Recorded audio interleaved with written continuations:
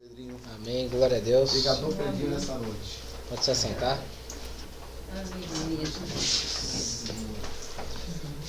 Paz do Senhor Jesus, boa noite.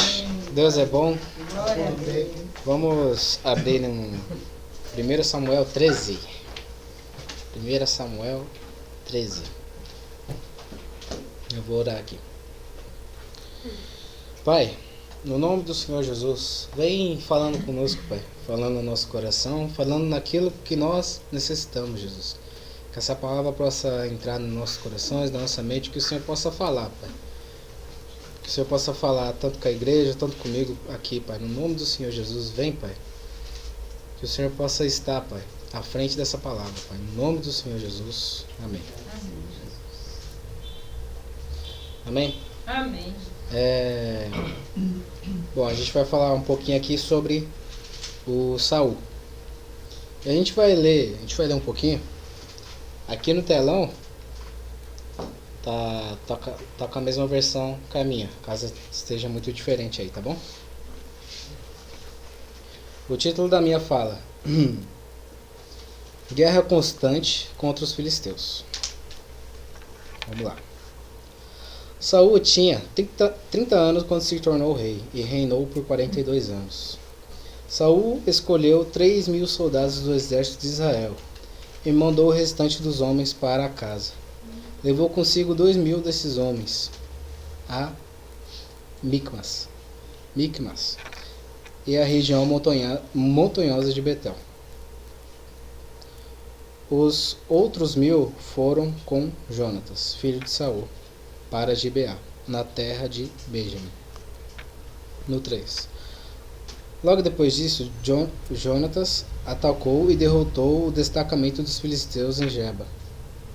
A notícia se espalhou entre os filisteus. Então Saul tocou a trombeta por toda a terra, anunciando: Ouçam bem, hebreus!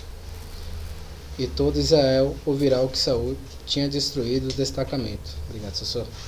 Dos filisteus, e que agora eles odiavam os israelitas mais do que nunca. Então os soldados israelitas foram convocados para se unir a Saul em Gilgal. Os filisteus reuniram um exército de 3.000 carros de guerra, 6.000 cavaleiros e tantos guerreiros como os grãos de areia da praia.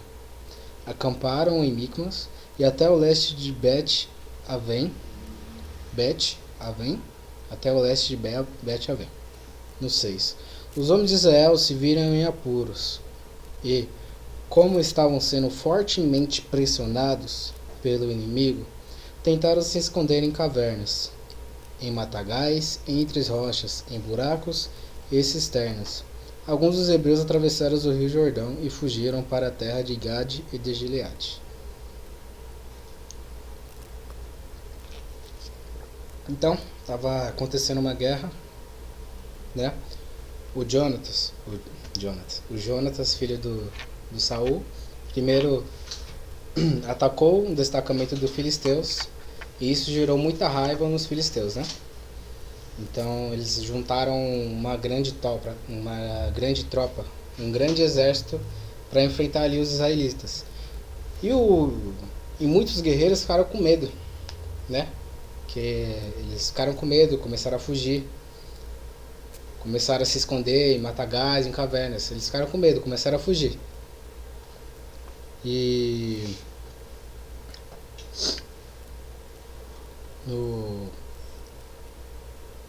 ainda no 7, né?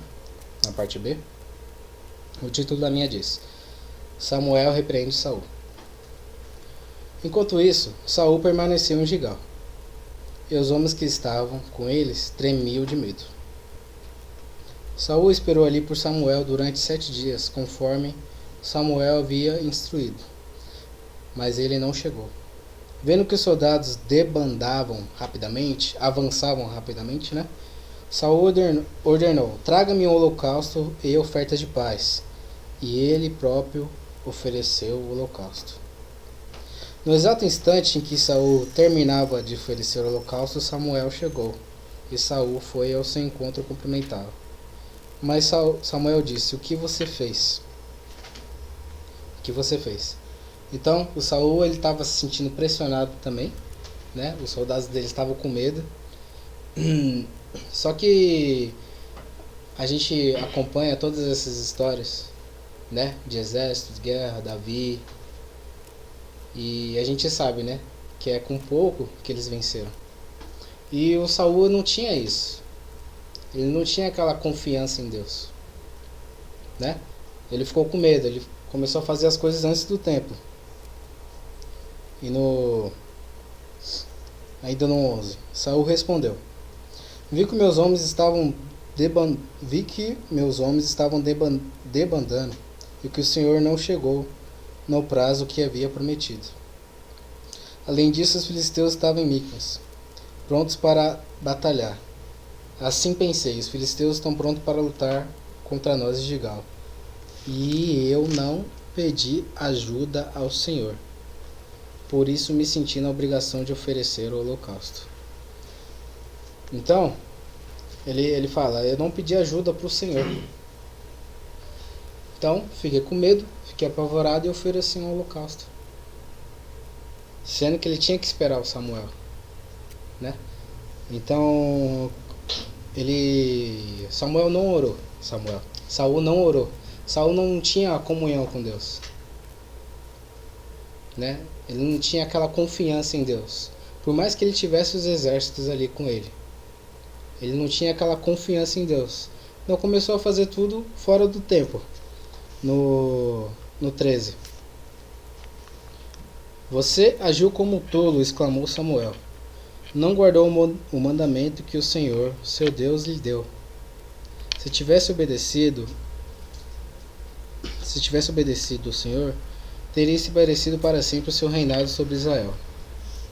Agora, porém, o seu reinado não permanecerá, pois o Senhor escolheu um homem segundo o coração dele. O Senhor já designou esse homem para ser líder do seu povo. Então aqui ele começa a falar sobre Davi, né? O homem segundo o coração dele. Mas qual que foi a consequência? Ali Samuel já falou, você perdeu seu reinado, né? Você não guardou o mandamento que o Senhor te deu. Tinha que ter esperado no Senhor, por mais que a situação ali tivesse pressionado.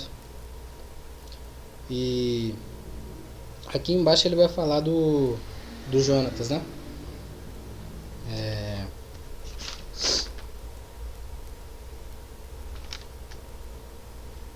Vamos lá no desvantagem de Saul.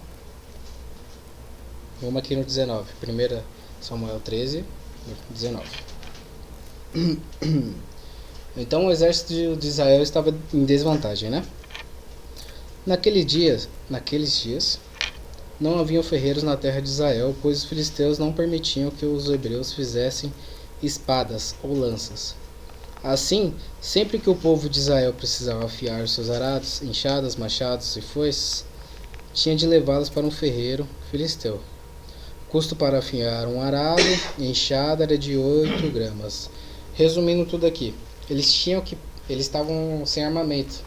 Para eles afiar a espada deles, para ele ter o equipamento para a guerra, eles tinham que ir lá nos ferreiros dos filisteus. Eles estavam cobrando um preço lá em cima. E os únicos que tinham armamento aqui era o Saul e o filho dele, o Jonatas. Jonatas. É os únicos que tinham armamento ali. Então, imagina o cenário, eles estavam em totalmente desvantagem, né? Depois daquilo que Saul tinha cometido, tinha feito o holocausto antes do tempo. Então eles estavam em desvantagem.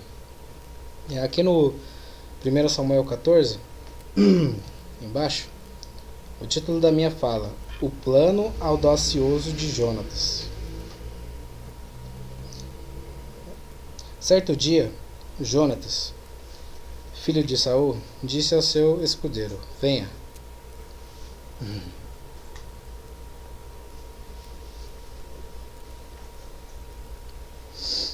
Venha.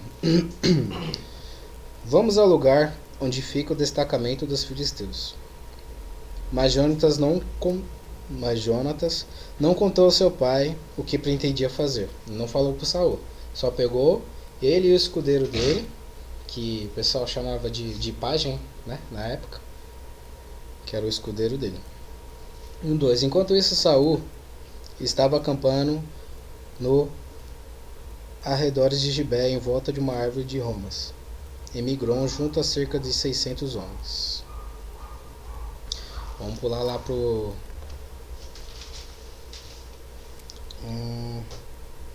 no 3, na parte B do versículo. Ninguém percebeu que Jonatas havia saído do acampamento para chegar ao destacamento dos filisteus. Teve que passar por entre dois penhascos, um se chamava Bozas e o outro Sené. Um ficava ao norte, de frente para Micmas, e o outro ao sul, de frente para Geba. Então eles foram lá, no epicentro, onde os filisteus estavam. Jonatas disse ao seu escudeiro: Vamos atravessar até o destacamento daqueles incircuncisos. Quem sabe o Senhor nos ajudará, pois nada pode deter o Senhor. Ele pode vencer com muitos guerreiros e também com apenas uns poucos. Qual que é a diferença aqui para Jonatas? Em vez de ele ficar com medo, para ter uma ideia, era contra aquele exército todo. Foi ele e o escudeiro dele, 2 pessoas. Eles foram lá. E ele começou a declarar: se o Senhor for conosco, se o Senhor quiser, a gente vai vencer. Então ele confiava no Senhor inteiramente. E ele estava declarando a palavra. No 7, faça o que parecer melhor, respondeu o escudeiro. Eu seguirei para onde o Senhor foi. Lá no 11. Pula para o 11. Quando os filisteus os viram chegando, gritaram: Vejam, os hebreus estão saindo dos buracos onde estavam escondidos. Então os hebreus viram ele e foram lá atacar eles.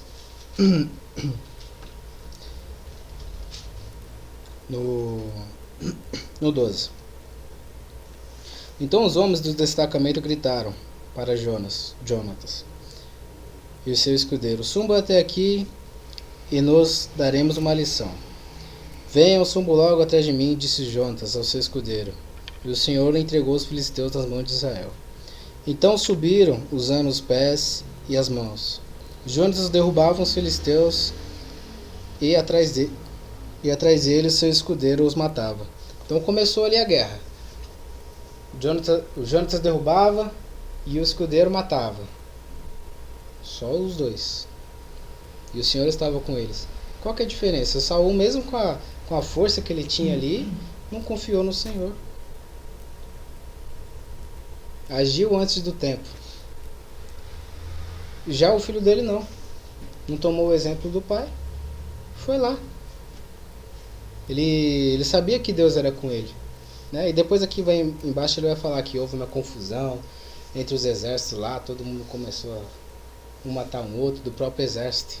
Então não foi na força deles 2, né? Eles tomaram a atitude. Não foi na força deles 2, mas eles tomaram. O Jonatas ali tomou a atitude e Deus foi com eles. E o que tem para trazer para as nossas vidas? A gente já sabe disso, né? Que Deus ele vai ser conosco em momentos difíceis, em momentos que parece que não vai dar. Mas aqui é um exemplo claro. Aos nossos olhos humanos ali, não tinha como isso dar certo. Ele fala que só de cavaleiros eram 6.000 cavaleiros. 6.000 cavaleiros. E eram 2 pessoas ali. Mas Jonas ele estava convicto: o Senhor vai nos dar a vitória, né? A gente já sabe disso, mas eu creio que Deus quer nos lembrar que Ele é o nosso Deus e que Ele vai dar a vitória pra gente. Ele que vai fazer a nossa mão alcançar onde não pode, onde não conseguimos. Não é verdade? Então a gente tem que confiar no Senhor. Eu não sei se acontece com vocês, mas você já viveu num ambiente que é um ambiente depressivo. Sabe? Não tem uma alegria, não tem algo ali que leve para cima. E eu acredito também que isso seja um processo nas nossas vidas, né? Você vê ali, é um lugar que você nem gosta de ficar,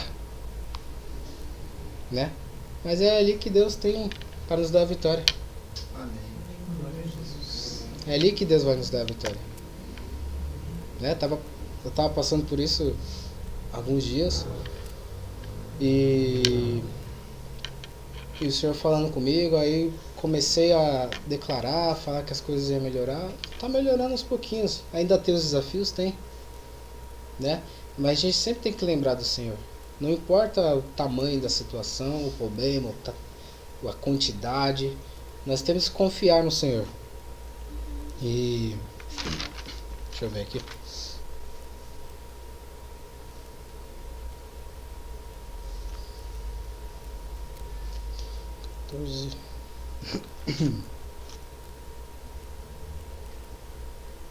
Bom, aqui ele vai falar, né, que o povo, que o exército dele, que o exército lá se rebelou.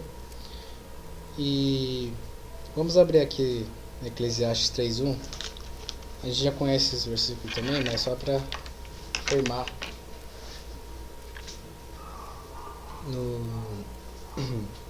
Para tudo há uma ocasião certa, há um tempo certo para cada propósito debaixo do céu. Tempo de nascer, tempo de morrer, tempo de arrancar o que se plantou, tempo de matar, tempo de curar, tempo de derrubar e tempo de construir. Tempo de chorar, tempo de rir, tempo de pantear, tempo de dançar. Então resumindo, há um tempo para todas as coisas. Deixa eu abrir aqui. Eclesiastes.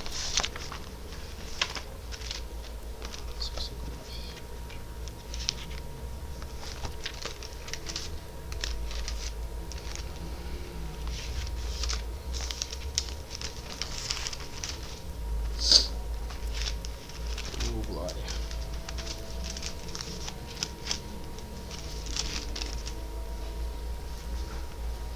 Vai no versículo 9, por favor.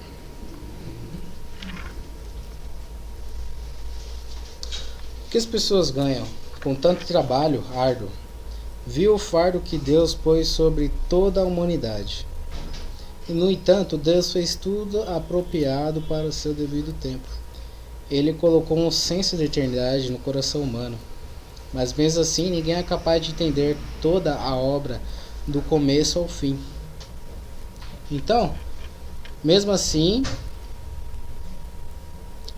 ninguém é capaz de entender toda a obra do começo ao fim. Então, Deus falou, a gente não vai entender a obra do começo ao fim. A gente vai estar no meio da caminhada, mas tem coisa que a gente não vai entender. E qual que é a nossa posição? Confiar em Deus. Declarar a palavra dele e seguir em frente. No versículo 12. Concluir, portanto, que a melhor coisa a se fazer é ser feliz e desfrutar a vida enquanto é possível. Cada um deve comer e desfrutar dos seus frutos do seu trabalho, pois são presentes de Deus. No 14. Eu sei que tudo que Deus faz é definitivo. Não se pode acrescentar ou tirar nada. Tudo que Deus faz é definitivo nas nossas vidas. Não se pode colocar nem tirar. Vindo de Deus, é claro, né? Quando vem de Deus. No 13. Cada um... Não, 13 não. No 15.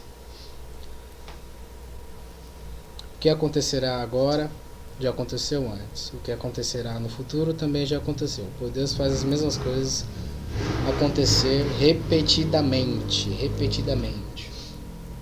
Então, essa palavra que eu queria deixar. Vamos confiar em Deus. Independente do cenário. Mesmo que pareça impossível. Eu sei que a gente já sabe disso, já foi pregado muito disso. Mas que a gente possa reforçar isso. Nos cenários impossíveis, Deus vai estar lá com a gente. Vai nos estar dando a vitória. Amém? Amém.